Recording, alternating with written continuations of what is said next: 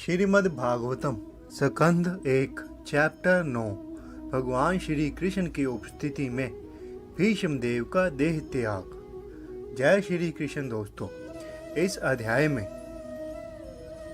यह बताया गया है कि भीष्म देव ने श्री कृष्ण और पांडवों और अनेक महर्षियों की उपस्थिति में अपना शरीर किस प्रकार त्यागा। वह युद्ध भूमि में किसका इंतजार कर रहे थे अपना शरीर त्यागने के लिए, और उन्होंने युधिष्ठिर को क्या शिक्षा दी। और पिछले अध्याय में यानी कि 8वें अध्याय में आप लोगों ने जाना कि महाराज परीक्षित की श्री कृष्ण ने किस प्रकार रक्षा की जब अश्वत्थामा ने उन पर ब्रह्मास्त्र छोड़ा था, जब वह गर्भ में थे, और कुंती द्वारा प्रार्थना किए जाने पर भगवान श्री कृष्ण द्वारका में ही रुकने का निर्णय किया। अगर आप लोगों ने वह वीडियो नहीं देखी है तो ऊपर आई बटन में उसका लिंक है, आप वो वीडियो देख सकते हैं। तो चलिए शुरू करते हैं आज की वीडियो। चैप्टर 9 भगवान श्री कृष्ण की उपस्थिति में भीष्म देव का देह त्याग।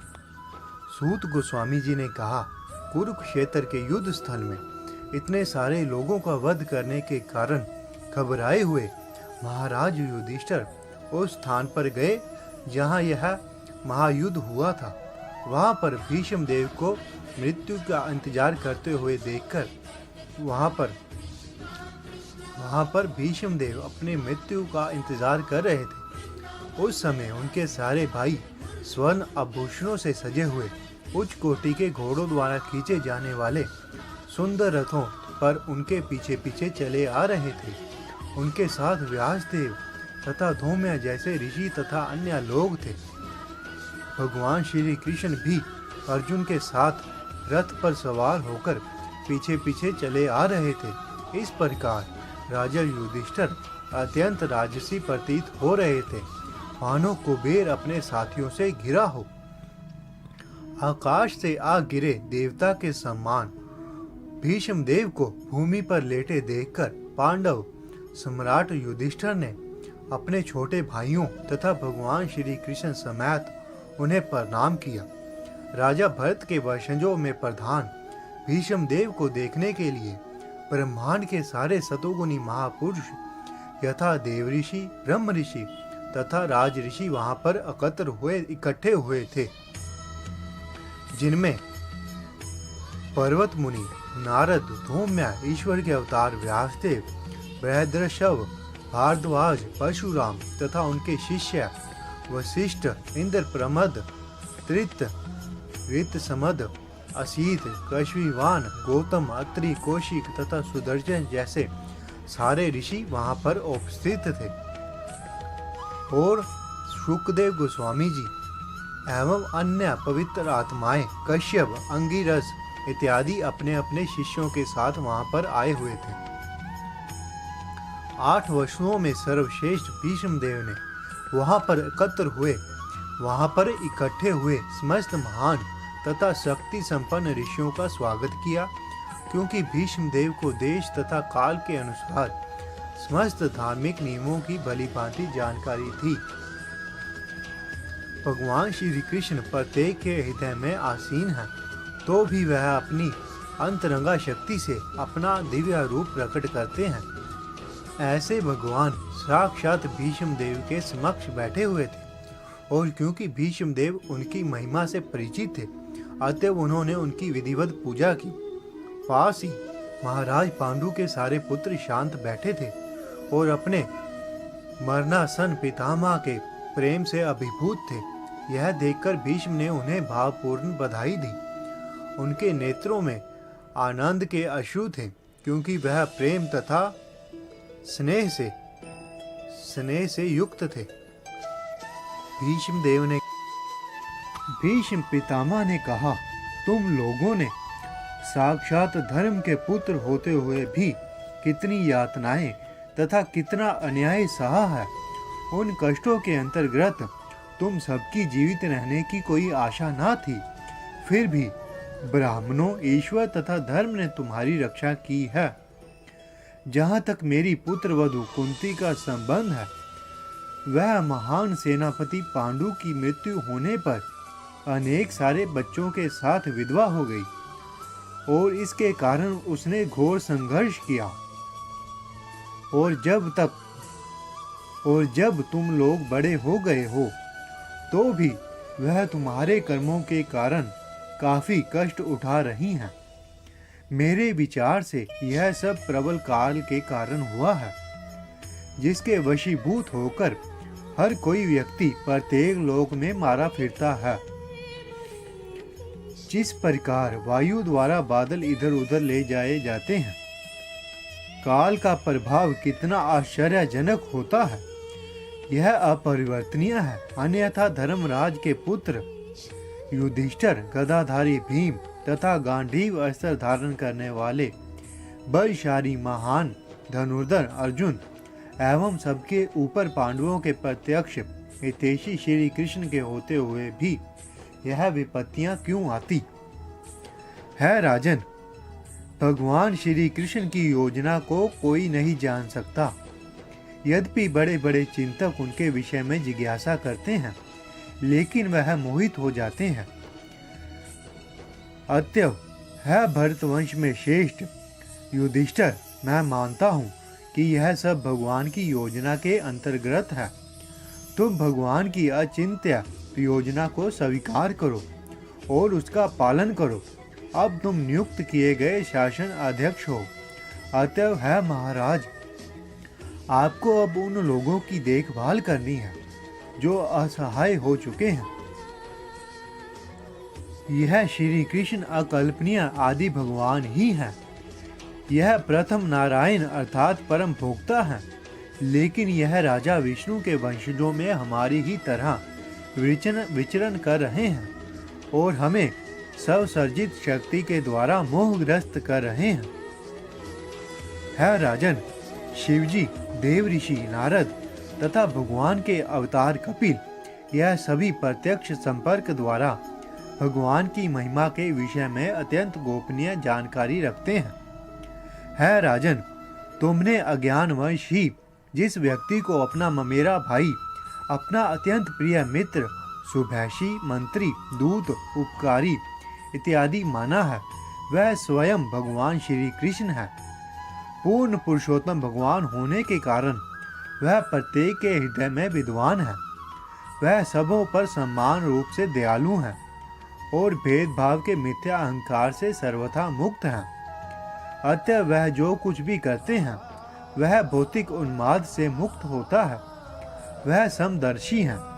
सबों पर समान रूप से दयालु होते हुए भी वह अब कृपा पूर्वक मेरे समक्ष आए हैं। जब मैं मेरे जीवन का अंत कर रहा हूँ, क्योंकि मैं उनका अन्य सेवक हूँ, वह पुरुषोत्तम भगवान जो एकाग्र भक्ति तथा चिंतन से एवं पवित्र नाम के कीर्तन से भक्तों के मन में प्रकट होते हैं, वह उन भक्तों को उनके द्वारा भौतिक शरीर को छोड़ते समय सकाम कर्मों के बंधन से मुक्त कर देते हैं। चतुर्भुज रूप, उगते सूर्य की भांति अरुण नेत्रों तथा सुंदर रीति से सजाए मुस्कुराते कमल मुख वाले मेरे भगवान, आप उस क्षण तक यही मेरी प्रतीक्षा करें जब तक मैं अपना यह भौतिक शरीर छोड़ ना दूं।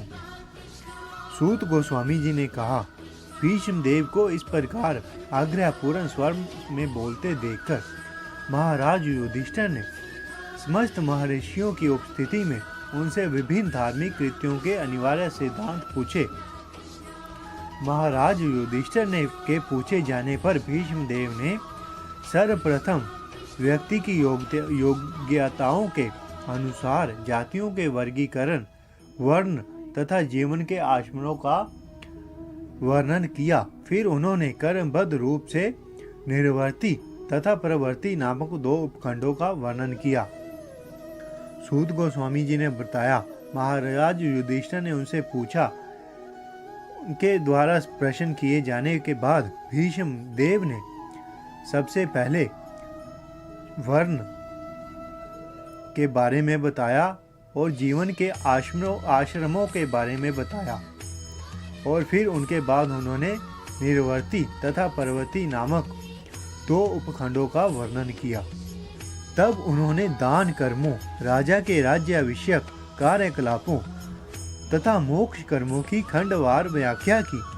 फिर उन्होंने स्त्रियों तथा भक्तों के कर्तव्यों का संक्षेप में विशद रूप में वर्णन किया। तत्पश्चात उन्होंने इतिहास से उदाहरण देते हुए विभिन्न आश्रमों तथा जीवन की अवस्थाओं के वृत्तिपरक कार्यों का वर्णन किया, क्योंकि वह उस सत्य से भली भांति परिचित थे। जब भीष्म देव वृत्तिपरक कर्तव्यों का वर्णन कर रहे थे, तभी सूर्य उत्तरी गोलार्ध की ओर चला आया। इच्छा अनुसार मरने वाले योगी इसी अवधि की कामना करते हैं।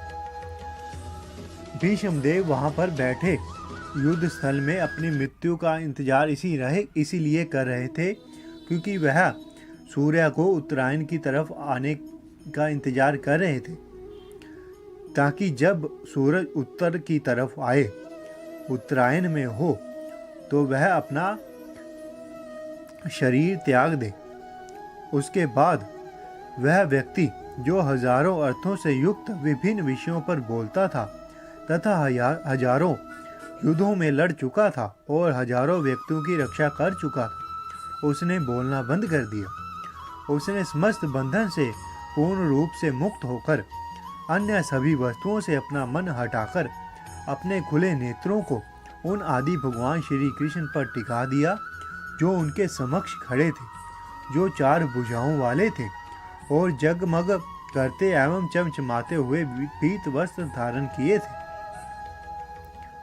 शुद्ध ध्यान द्वारा भगवान श्री कृष्ण को देखते हुए वह तुरंत समस्त भौतिक अशुभ अवस्थाओं से और तीरों के घाव से होने वाली शारीरिक पीड़ा से मुक्त हो गए। इस प्रकार उनकी सारी इंद्रियों के कार्यकलाप रुक गए और उन्होंने शरीर को त्यागते हुए समस्त जीवों की नियंता की दिव्य भाव से स्तुति की।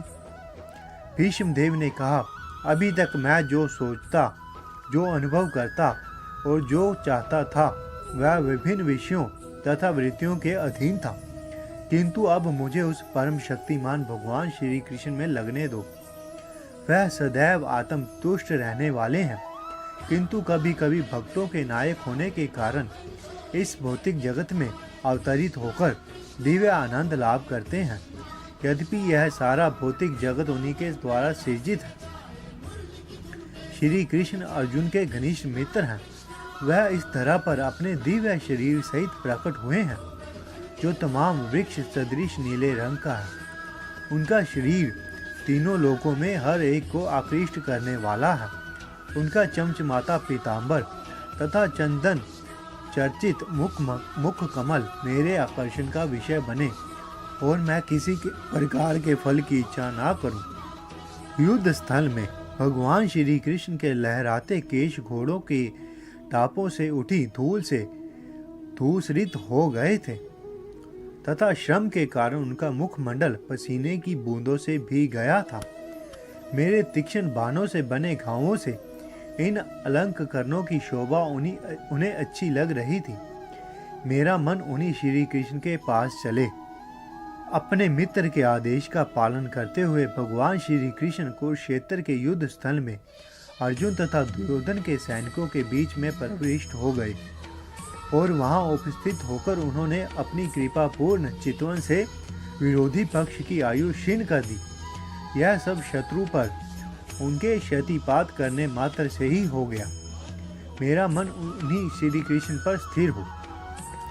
जब युद्ध स्थल में अर्जुन अपने समक्ष सैनिकों तथा सेनापतियों को देखकर अज्ञान से कलुषित हो रहा था, तो भगवान ने उनके अज्ञान को दिव्य ज्ञान प्रदान करके समूल नष्ट कर दिया। उनके चरण कमल सदैव मेरे आकर्षण के लक्षण बने रहे। मेरी इच्छा को पूरी करते हुए तथा अपनी प्रतिज्ञा तोड़कर वह रथ से नीचे उतर आए। उसका उन्होंने पहिया उठा लिया और तेजी से मेरी ओर दौड़े, जिस तरह कोई सिंह किसी हाथी को मारने के लिए दौड़ता है। इसमें उसका उत्तरीय वस्त्र भी रास्ते में गिर गया। भगवान श्री कृष्ण को मोक्ष के दाता हैं। वह मेरे अंतिम गंतव्य हो। युद्ध स्थल में उन्होंने मेरे ऊपर आक्रमण किया, मानो वह मेरे पैने बाणों से बने घावों के कारण क्रुद्ध हो गए हों। उनका कवच छितरा गया था और उनका शरीर खून से सन गया था। मृत्यु के अवसर पर मेरा चरम आकर्षण भगवान श्री कृष्ण के प्रति हो। मैं अपना ध्यान अर्जुन के उन साथी पर एकाग्र करता हूँ जो अपने दाहिने हाथ में चाबुक लिए थे और बाएं हाथ में लगाम की रस्सी थामे और सभी प्रकार से अर्जुन के रथ की रक्षा के प्रति अत्यंत सावधान थे। जिन लोगों ने कुरुक्षेत्र के युद्ध स्थल में उनका दर्शन किया है, उन सबों ने मृत्यु के बाद अपना मूल स्वरूप प्राप्त कर लिया। मेरा मन उस भगवान श्री कृष्ण में एकाग्र हो, जिनकी चाल तथा प्रेम की भरी मुस्कान ने ब्रजधाम की रमणियों गोपियों को आकृष्ट किया था। भगवान के अंतर्धान हो जाने पर गोपियों ने भगवान की लाक्षणिक गतिविधियों का अनुकरण किया था। महाराज युधिष्ठिर द्वारा संपन्न राज सूर्य यज्ञ में विश्व के सारे महापुरुषों, राजाओं तथा विद्वानों की एक महान सभा हुई थी। उस सभा में सबों ने श्री कृष्ण की पूजा परम पूज्य भगवान के रूप में की थी। यह सब मेरी आंखों के सामने हुआ और मैंने इस घटना को याद रखा, जिसने मेरा मन भगवान में लगा रहा। अब मैं पूर्ण एकाग्रता से एक ईश्वर श्री कृष्ण का ध्यान कर सकता हूँ, जो इस समय मेरे सामने उपस्थित है, क्योंकि अब मैं प्रत्येक के हृदय में, यहाँ तक कि मनोधर्मियों के हृदय में भी रहने वाले उनके प्रति द्वैत भाव की स्थिति को पार कर चुका हूँ। वह सबों के हृदय में रहते हैं। भले ही सूर्य को भिन्न भिन्न प्रकार से अनुभव किया जाए, किंतु सूर्य तो एक ही है। सूत गोस्वामी जी ने कहा, इस प्रकार भीष्म देव ने मन, वाणी, दृष्टि तथा कार्यों से अपने आप को परमात्मा अर्थात पूर्ण पुरुषोत्तम भगवान श्री कृष्ण में लीन कर दिया और शांत हो गए और उनकी श्वास रुक गई। यह जानकर कि भीष्म देव अंत परम पूर्ण में लीन हो गए हैं, वहाँ उपस्थित सारे लोग उसी तरह मौन हो गए, जिस प्रकार दिन समाप्त होने पर पक्षी मौन हो जाते हैं। उसके बाद मनुष्यों तथा देवताओं ने सम्मान में नगाड़े बजाए और निष्ठावान राजाओं ने सम्मान तथा आदर प्रदर्शित किया और आकाश में पुष्पों की वर्षा होने लगी। उसके बाद सूत गोस्वामी जी ने शौनक जी को कहा, भीष्म के मृत देह का दाह संस्कार संपन्न करने के बाद महाराज युधिष्ठिर क्षण भर के लिए शोकाभिभूत हो गए। उसके बाद समस्त मुनियों ने वहां पर उपस्थित भगवान श्री कृष्ण का यशोगान गुहा वैदिक मंत्रों से किया। वह भगवान श्री कृष्ण को सदा के लिए अपने हृदय में धारण करके अपने अपने आश्रमों में लौट गए। उसके बाद महाराज युधिष्ठिर भगवान श्री कृष्ण के साथ तुरंत ही अपनी राजधानी हस्तिनापुर गए और वहां पर अपने ताऊ धृतराष्ट्र तथा अपनी ताई तपस्विनी गांधारी को ढांढस बंधाया। उसके बाद परम धर्मात्मा राजा महाराज युधिष्ठिर ने अपने ताऊ द्वारा प्रतिपादित तथा श्री कृष्ण द्वारा अनुमोदित राजनियमों के सिद्धांत अनुसार साम्राज्य का संचालन किया। इस प्रकार श्रीमद् भागवतम के पहले स्कंद के 9वें अध्याय भगवान श्री कृष्ण की उपस्थिति में भीष्म देव का देह त्याग अध्याय का भक्ति वेदांत तात्पर्य पूर्ण हो। जय श्री कृष्ण।